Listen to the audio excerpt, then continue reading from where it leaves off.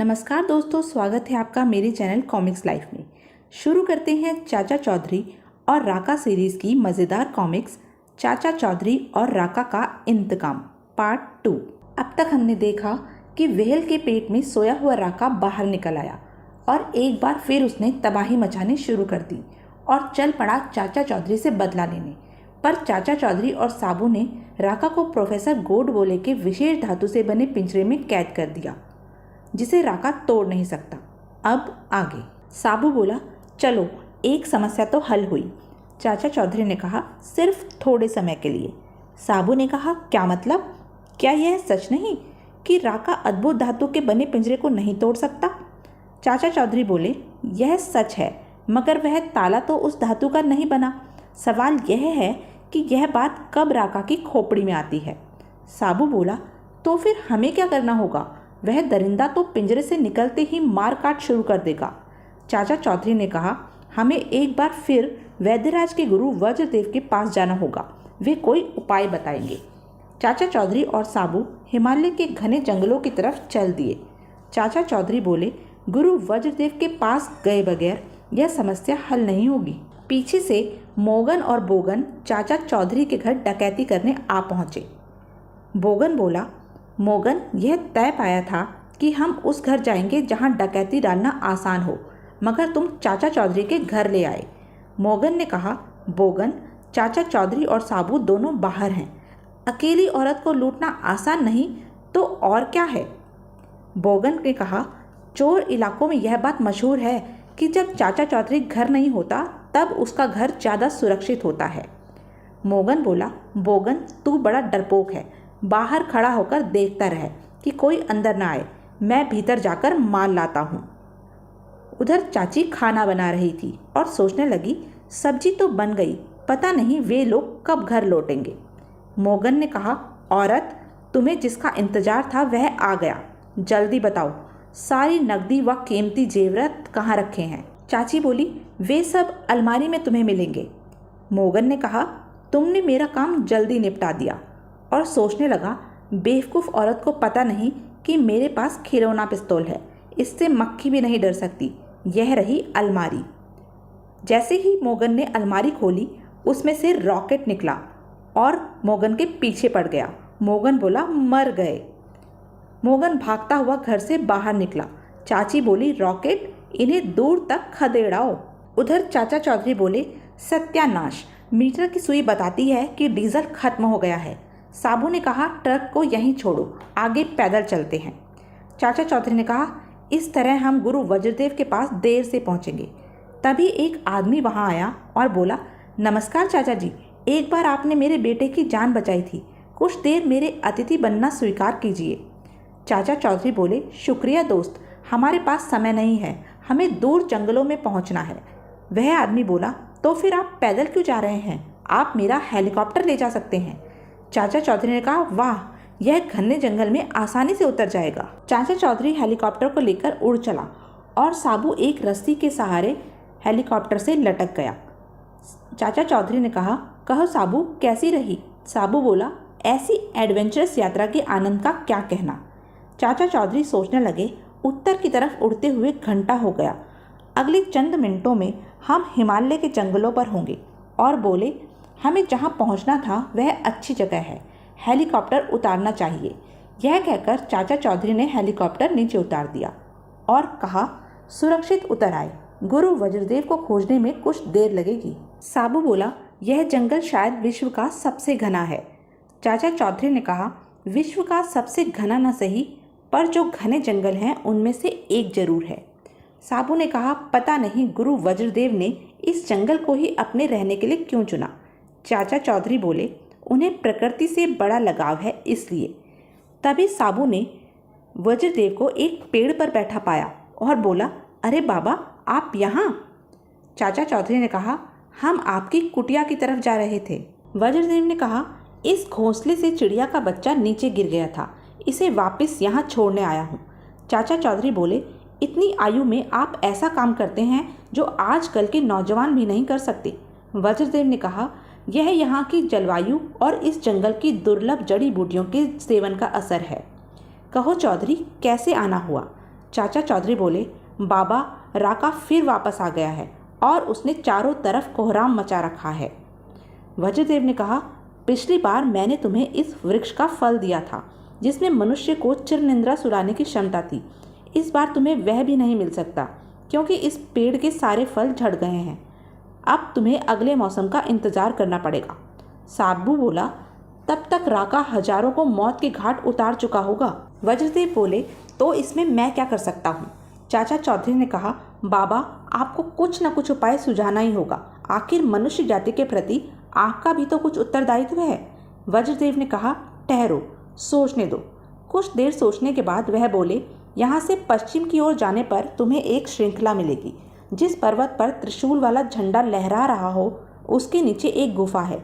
गुफा का द्वार भारी पत्थर से बंद है, उसे उठाना होगा। अंदर जाने पर एक महिला मिलेगी, नाम है शंखो। वह मेरी नानी है, वह तुम्हारी मदद करेगी।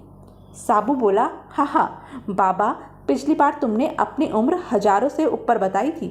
तुम्हारी नानी भला इस दुनिया में कहाँ होगी? चाचा चौधरी बोले, साबू, यहाँ की चमत्कारी जड़ी बूटियों ने इन लोगों को दीर्घायु प्रदान की है। चाचा चौधरी बोले, बाबा माफ़ कर दो, हम त्रिशूल वाले पर्वत पर शंखो नानी के पास जाएंगे। वज्रदेव ने कहा, एक बात याद रखना, शंखो अद्भुत जादूगरनी है और थोड़ी गुस्सैली भी, इसलिए तुम्हारा साथी वहाँ कोई गुस्ताखी ना करे। और वे पश्चिम की ओर चल पड़े। साबू बोला, यह जंगल में रहने वाले भी बड़े रहस्यमयी लोग हैं। काफ़ी समय तक उड़ते रहने के बाद वे पर्वत श्रृंखला के ऊपर पहुँचे। चाचा चौधरी ने कहा, और वह रहा त्रिशूल वाला झंडा, बस हमें यहीं उतरना है। चाचा चौधरी ने साबू से कहा, आओ, अब हमें गुफा ढूंढनी है। और बोले, वह रही गुफा जिसका द्वार पत्थर से ढका है। साबू, इसे उठाना तुम्हारा काम है। साबू ने सोचा, ओह, काफ़ी भारी है, और साबू ने गुफा का पत्थर हटा दिया और बोला, लो चाचा जी, आप अंदर जा सकते हैं। चाचा चौधरी ने कहा, संभल कर साबू, गुफा का द्वार तुम्हारे लिए छोटा पड़ेगा, पर अंदर गुफा काफ़ी बड़ी है। गुफा में जादूगरनी शंखो नानी अपने तोते के साथ खेल रही थी। वह बोली, ठहरो, कुछ देर के लिए खेल रोकना पड़ेगा। तोता बोला, क्यों, तुम हारने वाली हो इसलिए? शंखो नानी ने कहा, नहीं, अभी जो हवा आई उसमें आदमी की गंध थी, कोई यहाँ घुस आया है। उसने हवा में जादुई छड़ी घुमाई और बोली, जादुई रस्सियों, जाओ घुसपैठियों को बांध कर लाओ। और देखते ही देखते चाचा चौधरी और साबू रस्सियों में बंध गए। साबू ने कहा, ओह, यह क्या हुआ? इससे पहले कि चाचा चौधरी और साबू कुछ सोच पाते, वे खिंचे चले गए। शंखो नानी बोली, इससे पहले कि मैं तुम्हें सजा दूं, बताओ तुम कौन हो और यहाँ चोरी से क्यों घुसे हो? तोता बोला, हाँ बताओ। साबू ने कहा, मैं चाहूँ तो इन रस्सियों को तोड़ सकता हूँ।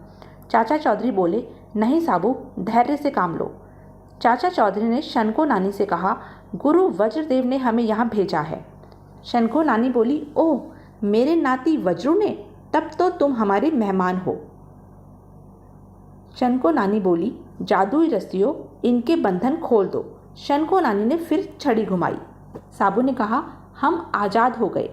चाचा चौधरी बोले, अब हम तुम्हें यहाँ आने का मकसद बताते हैं। शंखो नानी ने कहा, अभी नहीं, दूर से आए हो, पहले भोजन कर लो।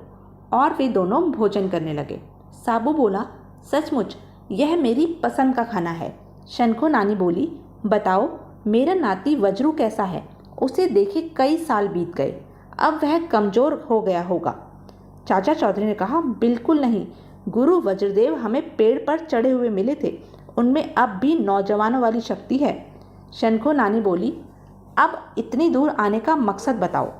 चाचा चौधरी ने कहा, राका एक बेरहम डाकू है, उसने न मरने वाली औषधि पी रखी है, वह लोगों पर अत्याचार कर रहा है। हमने किसी तरह उसे एक पिंजरे में बंद किया है, पर वह किसी भी वक्त ताला तोड़कर बाहर आ सकता है। नानी माँ, हमारी मदद करो। शंखो नानी ने कहा, देखो, जादू की भी अपनी सीमाएं हैं, कुदरत के नियमों को वह तोड़ नहीं सकता, इसलिए मेरा जादू भी राका की जान नहीं ले सकता। हाँ, एक उपाय है, यह बोतल ले जाओ और राका को इसमें बंद कर दो। जब तक इस बोतल का कार्क लगा रहेगा वह बाहर ना आ सकेगा। साबू बोला, हाँ, राका किसी चूहे का नाम नहीं है, वह लंबा चौड़ा पहाड़ जैसा आदमी है, इतनी छोटी बोतल में वह कैसे आएगा? आओ चाचा जी चलें। यहाँ आकर मुझे निराशा हुई। शनको नानी बोली, ठहरो, यह देखते जाओ कि पहाड़ जैसा आदमी इतनी छोटी बोतल में कैसे आता है। शनको नानी जादू के इशारे करती है। तभी साबू हवा में झूल गया और बोला, ओह अजीब बात है। शनको नानी ने कहा, आओ। साबू बोतल में कैद हो गया। शनको नानी बोली, अब पता चला कि इतना बड़ा आदमी बोतल में कैसे आता है। अगर कार्क लगा दूं तो तुम बाकी की उम्र अंदर ही गुजारोगे। चाचा चौधरी बोले, नहीं नानी माँ, ऐसा मत करना, मैं साबू की तरफ से माफ़ी मांगता हूँ। शनको नानी बोली, कोई बात नहीं, बच्चा है। मेरा नाती वज्रू भी बचपन में बहुत शैतान था। शनको नानी ने साबू को बोतल से बाहर निकाल दिया और बोली, चलो बाहर निकलो। साबू बोला, शुक्र है, तुमने तो मेरा दम खुश्क कर दिया था। साबू ने कहा, नानी माँ एक बात बताओ, तुम्हारी उम्र कितनी होगी? चाचा चौधरी बोले, फिर गुस्ताखी, जानता नहीं औरतों की उम्र नहीं पूछते। चाचा चौधरी बोले, अच्छा नानी माँ, हम चलते हैं, उम्मीद है हम अपने मकसद में कामयाब होंगे। शनको नानी ने कहा, अगर राका का बाल भी अंदर चला गया तो बाकी का शरीर बोतल अपने आप खींच लेगी। चाचा चौधरी और साबू वापस शहर की तरफ चल दिए। साबू सोचने लगा, हेलीकॉप्टर के पंखे तेज हवा फेंक रहे हैं। उधर एक आदमी बोला, राका बैठा क्या सोच रहा है? सिपाही ने कहा, यही कि बाकी की ज़िंदगी इस पिंजरे में कैसे बिताऊंगा। लेकिन राका किसी और सोच में था। पिंजरे पर लटकते ताले ने अचानक उसका ध्यान आकर्षित कर दिया। राका सोचने लगा, इसे मैं तोड़ सकता हूँ। सिपाही बोला, अरे क्या करते हो, ताला छोड़ दो, नहीं तो मैं गोली मार दूंगा। राका ने जोर से ताला खींचा और ताला टूटकर अलग हो गया। सिपाही ने राका पर गोलियां चलाई और बोला, रुक जाओ। राका बोला, चूहे, और राका ने सिपाही को अपने पैरों के नीचे कुचल दिया। उसने अपनी तलवार उठाई और बोला, चाचा चौधरी, जब तक तुम चल कर मेरे पास नहीं आते मेरी तलवार नरसंहार करती रहेगी। और राका के पाँव जहाँ पड़ते वहाँ लाशें बिछ जाती। चलते चलते राका एक पुल पर पहुँच गया और सोचने लगा, यहाँ एक साथ सैकड़ों लोगों को मारा जा सकता है। इस पुल पर से रेलवे लाइन गुजरती है, अगर मैं इसे तोड़ दूँ तो वृक्ष का यह तना पुल तोड़ने के काम में आएगा। और उसने एक पेड़ के तने को उठा लिया। मजबूत हाथों ने तने से प्रहार करना शुरू कर दिया और पुल टूटना शुरू हो गया। कुछ ही मिनटों में एक्सप्रेस ट्रेन आती दिखाई दी। यात्री आपस में बातें कर रहे थे। मैं छुट्टियां मनाने कश्मीर जा रहा हूँ। दूसरा बोला, मेरा यह बिजनेस टूर है। तभी गाड़ी टूटे हुए पुल से नीचे जा गिरी और सभी यात्री नीचे बह रही नदी में गिर गए। राका बोला, हाँ, सारे के सारे पानी में दफन हो गए, अब आगे बढ़ना चाहिए। राका शहर में पहुंच गया। एक आदमी बोला, रोमी, मैंने बर्थडे केक खरीद लिया है। रोमी बोली, मैंने साड़ी और कुछ कपड़े खरीदे हैं। अचानक राका को देखकर वह डर गए और चिल्लाए, राका भागो, वह सबको मार डालेगा। और जान बचाने के लिए भगदड़ मच गई। लोग आखिर भागते कहाँ? राका की तलवार उन पर बरस पड़ी और राका ने सबको काट डाला। वह एक कस्बे से दूसरे कस्बे सबको उजाड़ता चला गया। हेलीकॉप्टर में बैठे चाचा चौधरी ने सोचा, नीचे शहर जल रहा है, लगता है राका पिंजरे से आज़ाद हो गया है। चाचा चौधरी बोले, हाँ, वह रहा शैतान, शहर के बाहर ही मिल गया, शायद अपना काम करके रुखसत हो रहा है। राका ने कहा, नीचे उतरो कायरो, मुझसे कब तक छिपते रहोगे? तुम समझते हो कि आसमान में तुम सुरक्षित हो क्योंकि वहाँ मैं नहीं पहुँच सकता, पर जान लो, जब तक तुम नीचे नहीं उतरोगे मेरी तलवार लोगों को काटती रहेगी। उधर नीचे एक बीमार बुढ़िया रास्ते पर जा रही थी। उसने कहा, सारी रात बुखार चढ़ा रहा, जाकर अस्पताल से दवाई लाऊं। राका बोला, बुढ़िया, अब तुझे कहीं जाने की ज़रूरत नहीं, राका तेरे सारे कष्टों का निवारण करेगा। साबू बोला, बुज़दिल, बीमार औरत को मारना चाहता है, मैं आ रहा हूँ। यह कहकर साबू ने राका के ऊपर छलांग लगा दी। राका बोला, अब तक तुम कोई न कोई चाल चलकर बचते रहे, लेकिन आज तुम्हारा अंतिम दिन है। साबू ने कहा, मुझे भी आज तुम्हें ठिकाने लगाना है। राका ने तलवार से साबू पर वार किया, लेकिन साबू बच गया। राका बोला, राका जब नाराज होता है तो धरती के सारे प्राणी कांप उठते हैं, आखिर कब तक बचोगे? साबू ने सोचा, मैं थक चुका हूँ, परंतु मैं चूका नहीं कि उसकी तलवार ने मेरा सिर धड़क से अलग किया नहीं। चाचा चौधरी एक पेचकस लेकर वहां पहुंचे और बोले, यह शैतान निहत्थे साबू पर वार किए जा रहा है। यह पेचकस राका का ध्यान शायद कुछ बटा दे। चाचा चौधरी ने पूरे जोर से पेचकस राका के पैर पर दे मारा। राका आग बबूला हो उठता है। राका ने कहा, चल हट, 2 शेरों की लड़ाई में मच्छर का क्या काम, और उसने चाचा चौधरी को हवा में उछाल दिया। चाचा चौधरी दूर सूखे घास के ढेर में जा गिरा। चाचा चौधरी ने सोचा, ओह, वह जादुई बोतल घास फूस में कहाँ खो गई, उसे ढूंढना जरूरी है। इस बार राका की तलवार साबू के कंधों को तराशती हुई चली गई। कंधे से खून बह निकला। जख्मी शेर की तरह साबू गुस्से से पागल हो गया, और जब साबू को गुस्सा आता है कहीं ज्वालामुखी फटता है। साबू ने एक जोरदार मुक्का राका के मुंह पर जड़ दिया और बोला, यह लो बायां, मेरा कंधा जख्मी करने के लिए, और यह रहा दायां। राका चक्कर खाकर चित हो गया। साबू ने राका को कंधे में उठा लिया और बोला, चाचा जी बोतल लाओ, इस जंगली जानवर को बंद कर दें। चाचा चौधरी बोले, अरे वह कमबख्त तो मिल नहीं रही। साबू ने कहा, जल्दी ढूंढिए, इस भारी भरकम को मैं ज़्यादा देर तक उठाए नहीं रख सकता। राका बोला, मुझे नीचे उतारो। चाचा चौधरी बोले, आहा, मिल गई नानी माँ की जादुई बोतल। साबू, मैं आ गया, फेंको उस पिशाच को। साबू ने राका को जमीन पर फेंक दिया। चाचा चौधरी बोले, हाथ बोतल में प्रविष्ट कर गया, बाकी शरीर भी अंदर आ रहा है। राका ने कहा, मुझे बाहर निकालो, मुझे बाहर निकालो। चाचा चौधरी बोले, अब आप अंदर ही तशरीफ़ रखेंगे। साबू ने कहा, इस बोतल का क्या किया जाए? चाचा चौधरी बोले, मेरे ख्याल से गड्ढा खोदकर इसे गाड़ दिया जाए। ज़मीन के अंदर होगी तो इसका काक नहीं खुलेगा और न राका फिर कभी बाहर आ सकेगा। कुछ ही मिनटों में गड्ढा खोद दिया गया। चाचा चौधरी बोले, साबू, बस काफ़ी है। चाचा चौधरी ने राका से कहा, जाओ राका, तुम जिंदा रहोगे पर ज़मीन के नीचे, जहाँ तुम किसी को कष्ट ना दे सको। राका बोला, मुझे बाहर निकालो। गड्ढे पर मिट्टी डालकर ज़मीन बराबर कर दी गई। चाचा चौधरी ने साबू से कहा, चलो घर चलें, तुम्हारी चाची इंतज़ार कर रही होगी। उस दिन शहर को दिवाली की तरह सजाया गया। एक बच्चा बोला, माँ, आज दिवाली नहीं है, फिर भी घरों में दिए क्यों जलाए गए हैं? उसकी माँ ने कहा, क्योंकि जालिम राका को ज़मीन में गाड़ दिया गया है।